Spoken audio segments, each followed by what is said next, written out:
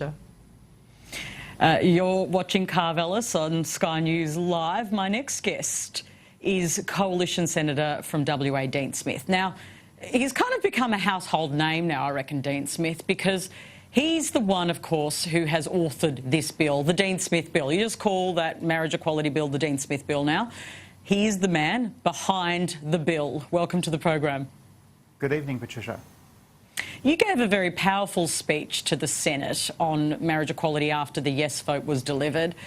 Tell me, other than allowing gay people the right to get married, you know, the very literal legal right to get married, what kind of impact do you hope this yes vote and legislation that may pass will have on, you know, a young person coming out today? Well, actually, Patricia, that's a very good question. Marriage is not for me. Right, but in arguing for marriage equality, what I've been particularly alert to, not just for 1 month, not just for the last year, but for a long time, is that for many, many young LGBTI Australians, the fact that they don't have equality before the law in regards to marriage does send a powerful message to them that they are not equalled, that they are not valued by the country that they live in.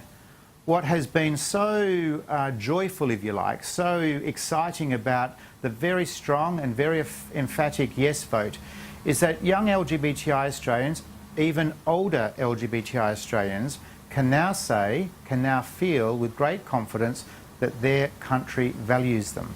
Their country values them. And that's a very, very important forward step that we've all been involved in over the last 6 months. I very deliberately constructed this program around trying to get a few different voices. So I invited, as you probably know, Zed Seselja, who's you know, a leading Conservative voice on this issue. He's outlined the changes he wants to your bill.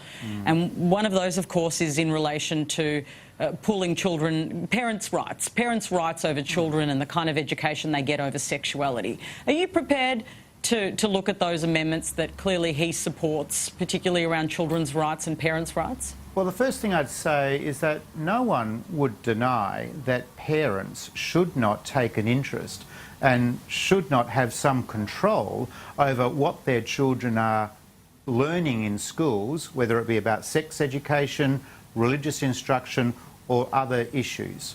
The question, though, is this. Is this a matter for the marriage bill? And the marriage bill that I have drafted is very clear, is very specific.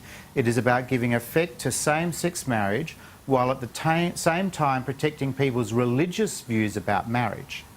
I would say that if these issues are important, let's discuss them. Let's bring amendments to the floor of the Parliament.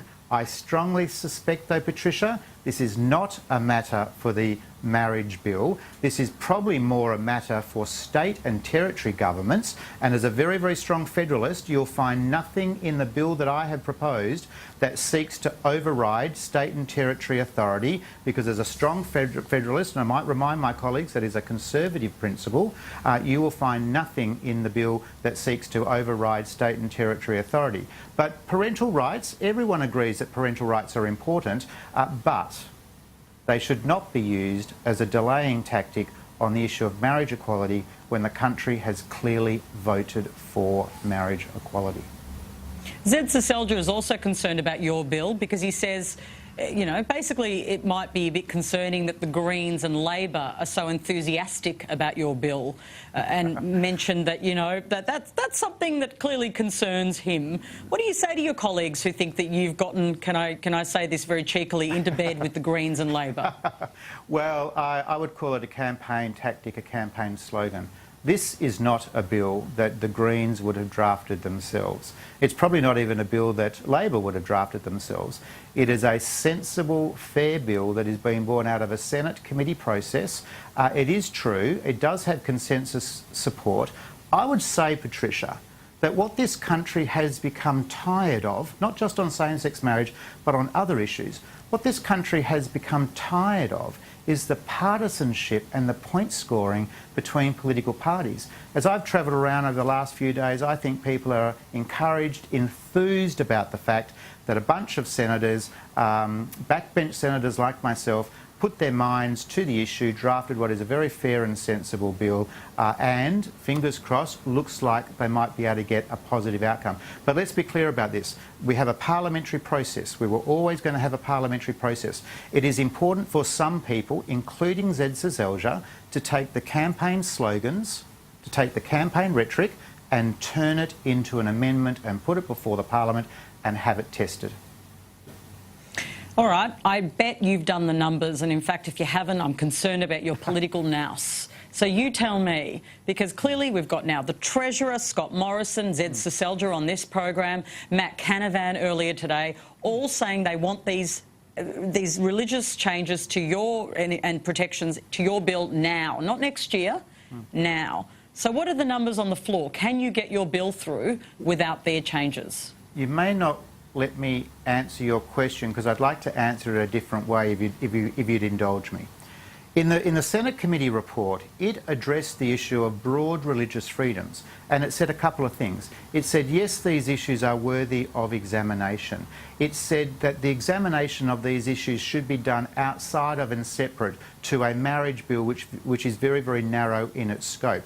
I absolutely support the idea of the Parliament continuing to have an important discussion around religious freedoms and how they should be imported into our laws. I don't think the answer to that is to import them into this marriage bill or any marriage bill. Now, it's interesting, Patricia, the Joint Foreign Affairs, Defence and Trade Committee has actually been exploring this issue for 12 months already. 12 months already. And guess what? They haven't yet come at a conclusion.